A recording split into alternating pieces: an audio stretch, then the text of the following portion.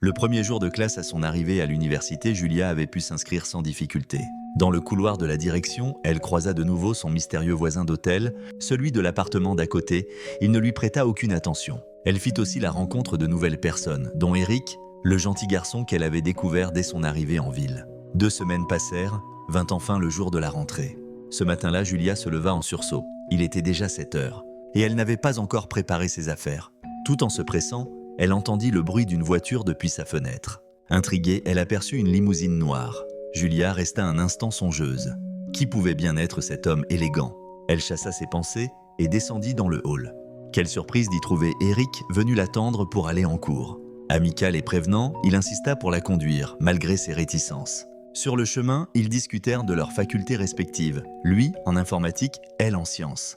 Ils comprirent vite que leurs emplois du temps ne coïncideraient pas. Mais cela ne les empêcha pas de se promettre de se revoir. Arrivée à l'université, Julia entra dans sa salle juste à temps. Quelques minutes plus tard, un jeune homme entra à son tour et, faute de place, s'assit à côté d'elle. C'était son mystérieux voisin. Il ne lui adressa pas un mot. Il se leva brusquement et quitta la salle, laissant derrière lui les murmures des étudiants et l'étonnement de Julia. Après sa journée, Julia s'arrêta dans un petit restaurant pour manger. La serveuse passionnée, lui montra l'écran où passait un concert d'un idole coréen. Julia admira sa voix et sa danse, mais ne comprit pas bien le nom que la serveuse lui indiqua. Elle repartit avec son plat et regagna son appartement. Dans la soirée, son téléphone sonna. C'était Eric, qui lui donnait enfin son véritable numéro. Ils échangèrent quelques mots, riant de leurs nouvelles habitudes.